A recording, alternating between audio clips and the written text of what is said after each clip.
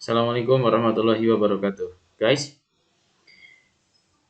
pada pertemuan kali ini saya akan memberikan kalian dua materi sekaligus karena pada pertemuan yang ke-9 ada sedikit masalah, jadi saya tidak bisa memberikan materi. Nah,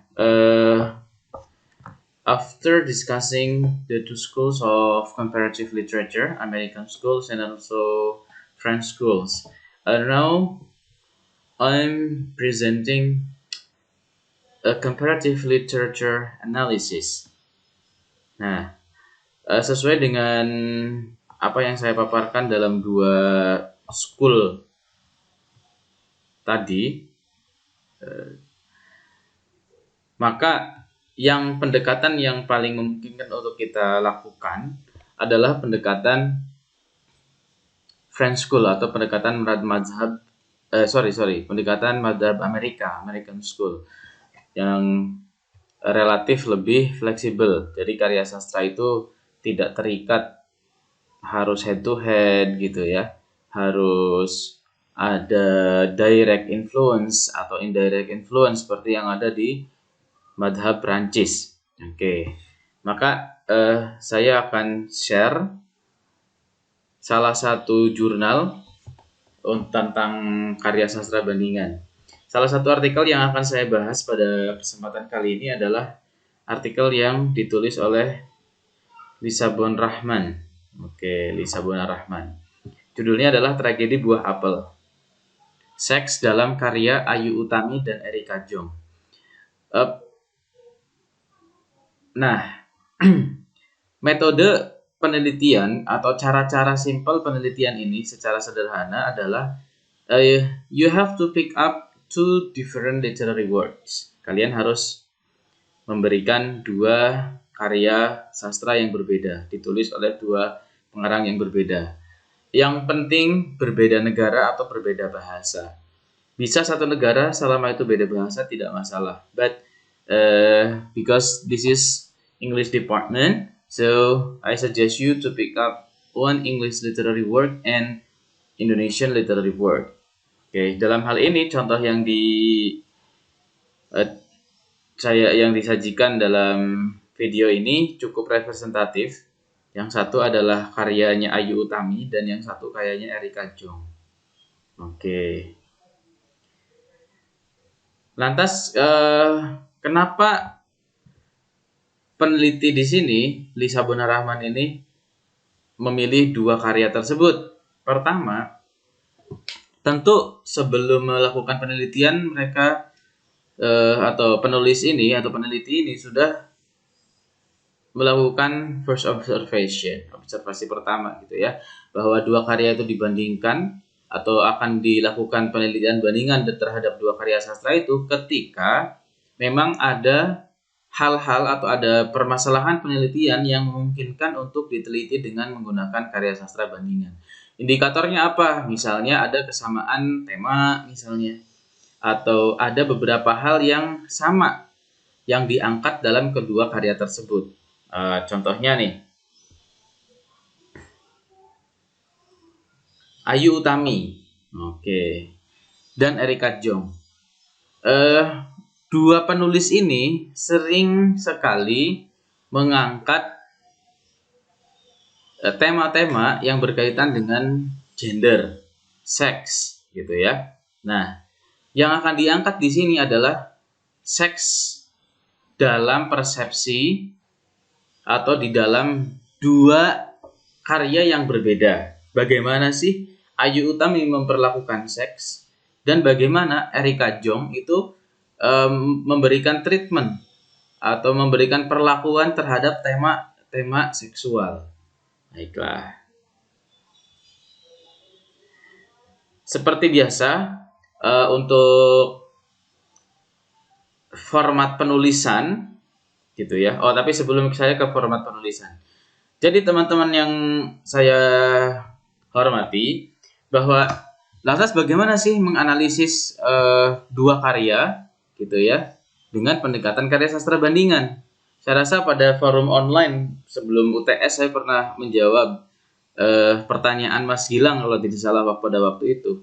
Dan Mas Gilang juga menyimpulkan sendiri bahwa karya sastra bandingan itu simpelnya seperti ini. Kalian melakukan literary criticism menggunakan teori yang kalian anggap cocok untuk menganalisis terhadap dua karya sastra. Caranya adalah analisis satu persatu karya sastra tersebut dengan teori yang sama.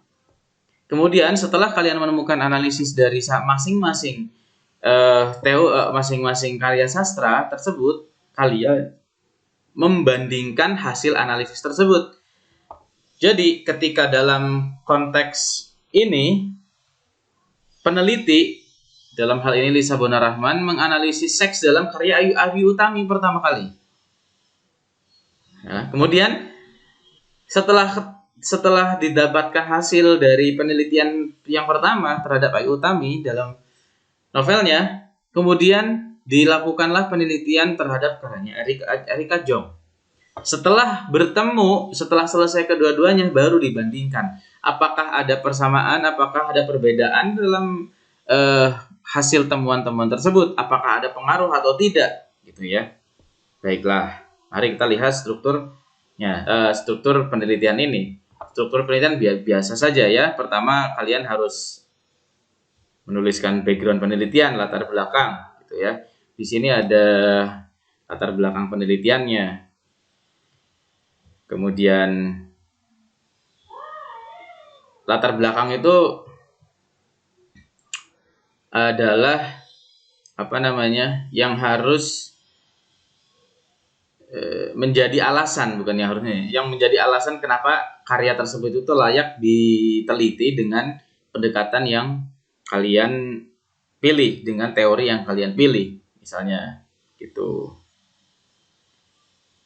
Di sini nih contohnya nih, paragraf pertama. Lebih dari 6 tahun setelah novel Saman,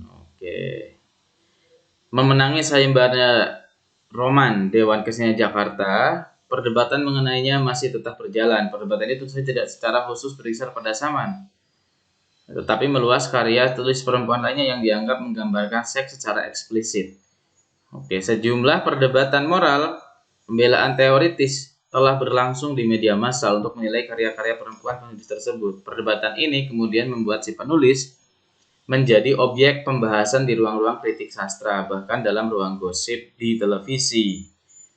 Akan tetapi penggambaran hubungan seksual dan seksualitas oleh penulis perempuan yang menjadi inti utama perdebatan itu justru tidak mendapat pembahasan yang lebih mendalam. Ini salah satu background ya, langsung menukik terhadap permasalahan. Siapa penulisnya, apa yang terjadi dengan penulis dan karyanya, sehingga karya-karya tersebut atau salah satu karyanya itu layak atau ini harus dilakukan penelitian nih. Kemudian setelah pemaparan tersebut di paragraf selanjutnya, dalam tulisan ini saya milih satu karya Saman, karyanya Ayu Utami, dan membandingkannya dengan karya penulis Amerika Serikat, Erika Jong. Tulisannya adalah berjudul Fear of Flying. Ketika Fear of Flying terbit di Amerika, Erika Jong juga mendapat kritik berkaitan dengan moralitas karena gambaran seks yang ia tampilkan dalam novelnya. Sampai di sini di bagian introduction atau bagian latar belakang, kita sudah mendapatkan gambaran kenapa penulis atau kenapa peneliti mengambil karyanya Ayu Utami dan Erika Jong. Karena pertama, dua-duanya mengangkat hal yang sama, gitu ya. Mengangkat hal yang sama, seks misalnya. Dan bagaimana keduanya itu menggambarkan seks itu di dalam karya-karya dia. Karya-karya mereka berdua, gitu ya. Dan karya-karya mereka berdua itu juga sama-sama memantik reaksi dari pembaca. Maka menurut peneliti ini layak nih untuk diteliti.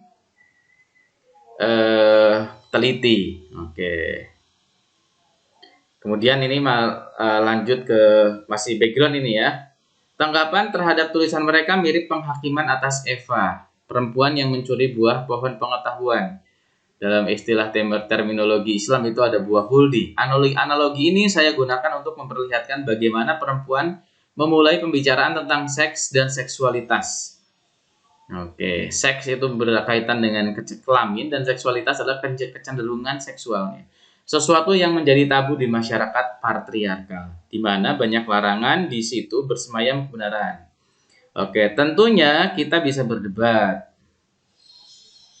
tentang apa yang menjadi tabu di dalam masyarakat patriarkal. Akan tetapi pada umumnya seks dan seksualitas ditafsirkan oleh laki-laki.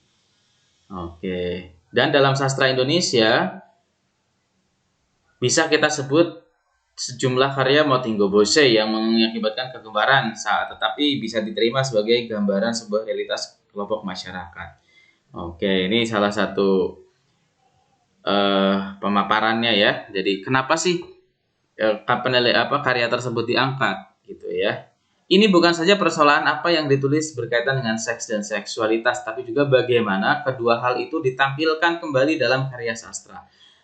Lebih jelas lagi, bagaimana seks dan seksualitas itu ditampilkan oleh si penulis karya di dalam karya sastra. Dan kedua karya itu, bagaimana cara menampilkan tema-tema yang berkaitan ini dibandingkan oleh peneliti. Dalam hal ini, misalnya kalian meneliti, nah hal itulah gitu ya. Dan ini hanya contoh ya, tidak harus kalian temanya juga tentang seks atau gender dan lain-lain, tergantung teori atau apa yang perlu kalian pilih gitu ya, yang kalian teliti.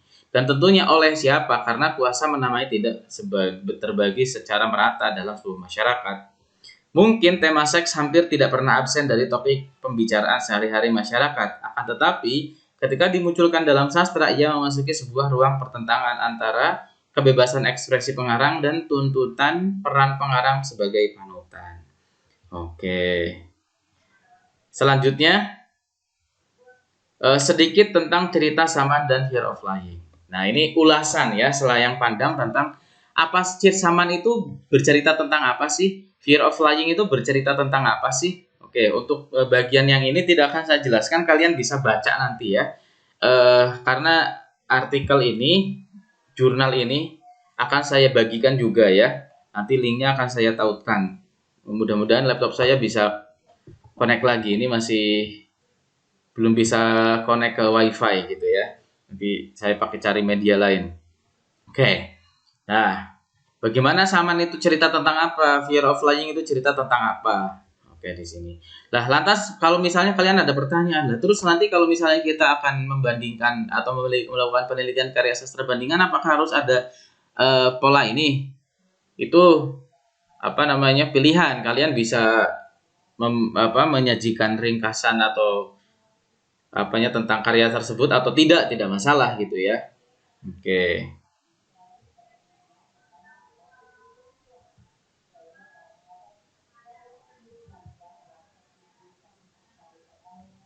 Oke, kemudian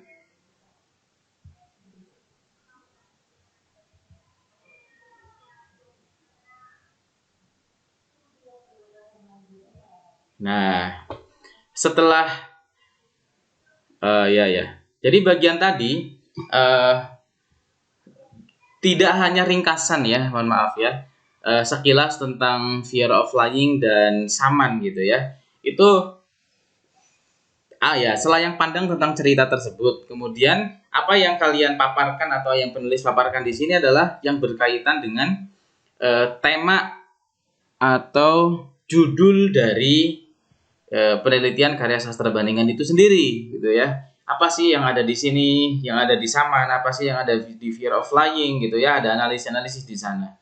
Oke, kemudian setelah itu, tapi again ya, kalian bisa men-skip bagian yang itu gitu ya, bisa langsung ke analisis gitu ya. Tantangan atas stereotip percintaan heteroseksual. Oke. Nah, ini subjudulnya nih, sudah analisis nih. Oke. Nah, di dalam analisis gitu ya, kalian memaparkan. Tadi kan yang akan diungkapkan seks dan seksualitas. Maka, oke ya. Ini. Yang pertama, topik yang muncul adalah tantangan atas stereotip percintaan heteroseksual. Oke, di dalam Saman seperti apa nih? Ini diceritakan ya, tokoh Laila dalam Saman membuka cerita dengan pernyataan yang cukup jelas tentang situasi cintanya pada Sihar yang secara sosial tidak diperbolehkan. Ini masih paraphrasing dari karya. yang mengungkapkan bla bla bla bla bla bla gitu ya. Nah, kemudian tapi ini sudah analisis ya. Lihat nih. Awal pertemuan Laila dan Sihar yang diceritakan oleh dua narator sekaligus, orang ketiga dan Laila itu maksudnya, juga memperlihatkan bahwa selain memperhatikan sikap Sihar yang santun dan serius, ia juga menilai fisik Sihar. Oke, ini sudah analisis ya. Warna kulitnya, hangat nafasnya, bau keringatnya. Penyisipan narasi Laila ke dalam tuturan narator memungkinkan perempuan itu bersuara, sekaligus membuat kita menangkap ambiguitas karakternya. Oke, ini juga sudah analisis nih, penilaian. Apa yang ada di karya sastra, scenes apa, kejadian apa yang ada di karya sastra, baik novel maupun yang lainnya, berikan penilaian, gitu ya, berikan analisis. Ini artinya apa? Oh, ini apa? Gitu ya. Contohnya nih, ia menempatkan laki-laki sebagai objek visual saat menggambarkan atmosfer erotis yang dirasakan saat Sihar mencopot singletnya. Sesuatu yang sangat jarang dilakukan oleh perempuan yang hampir selalu diasosiasikan lebih berkonsentrasi pada perasaan dan bukan kontak badannya. Tuh, sampai selesai. Nih ya. Sampai cerita berakhir, Laila tetap berada dalam kebingungan dan kegagalan mendamaikan keinginan seksualnya dengan ketakutannya pada hukum sosial dan agama. Antara usaha menaklukkan Sihar dan ketakutannya merusak lembaga perkawinan. Laila sempat berharap ia dan Sihar bisa terbebas dari tekanan sosial ketika berjanji akan bertemu di New York, tapi gagal. Nah, karena Sihar datang dengan istrinya. Berbeda dengan dongeng atau roman yang menempatkan perkawinan sebagai akhir bahagia. Untuk hubungan heteroseksual dalam Saman maupun Fear of Flying, pernikahan merupakan awal sebuah masalah atau menimbulkan atau minimal menyumbang kemunculan masalah. Oke. Oh, ini analisis tentang Saman. Tuh.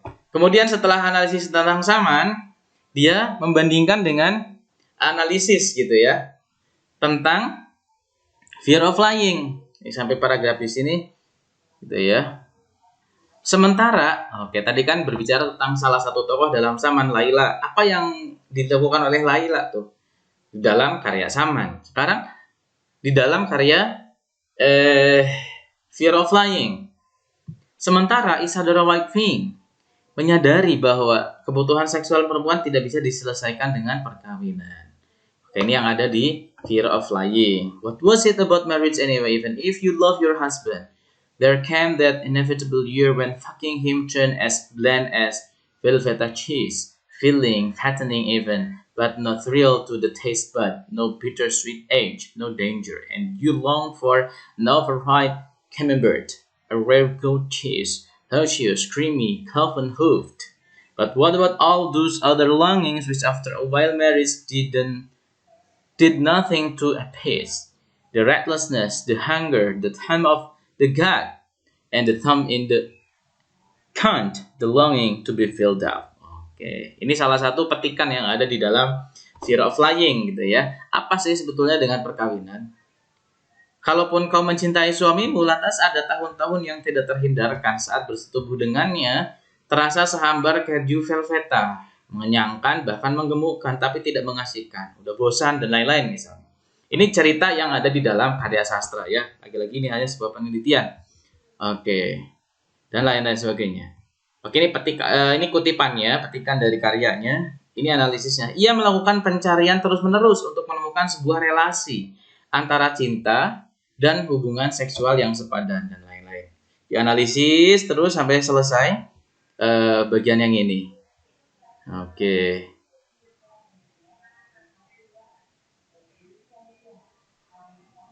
Selesai gitu ya. Jadi ini modelnya analisis di karya A selesai, kemudian bandingkan langsung dengan analisis di karya B selesai. Misalnya masih ada masalah lain di karya A yang berkaitan, misalnya tadi kan ada Laila di Saman, kemudian ada Isadora di dalam Fear of Flying.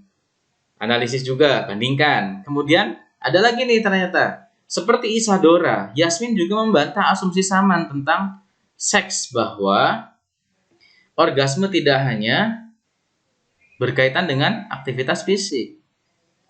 Oke, di dalam Saman, orgasme dengan penis bukan sesuatu yang mutlak. Saman Orgasme dengan penis bukan sesuatu yang mutlak. Aku selalu orgasme. Jika membayangkan kamu, aku orgasme karena keseluruhanmu. Ini adalah kata-kata yang diucapkan oleh Yasmin. Asumsi ini sangat berbeda dengan asumsi maskulin tentang kepuasan seks yang diukur melalui tampak dan lain-lain. Oke.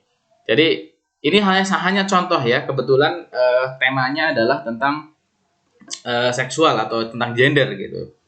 Oke. Ini kembali lagi ke sama. Saya tidak akan mengelaborasi membaca secara keseluruhan, menerangkan secara keseluruhan untuk yang analisis ini. Oke. Kemudian seksualitas dalam saman dan fear of flying dilepaskan dari fungsi reproduktifnya.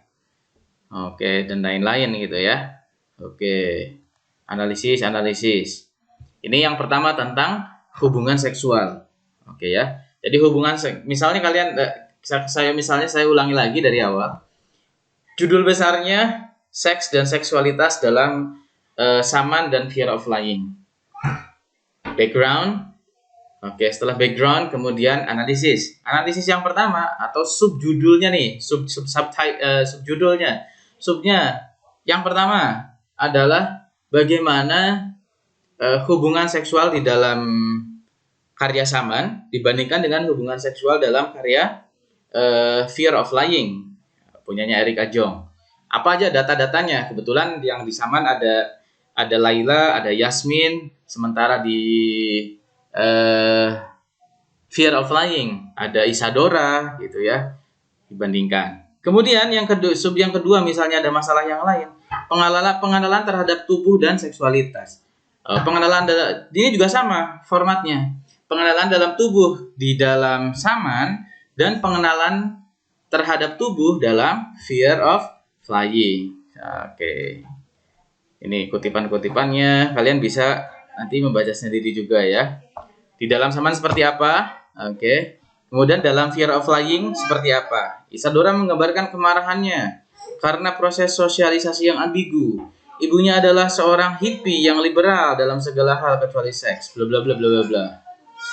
Oke. Kemudian seks di ruang publik, tanggapan para kritikus sastra. Nah, ini subjudulnya gitu ya. Pokoknya analisis bandingkan karya satu dengan karya yang lainnya. Karya satu apa, karya yang lainnya apa. Karya A seperti apa, karya B seperti apa. Oke.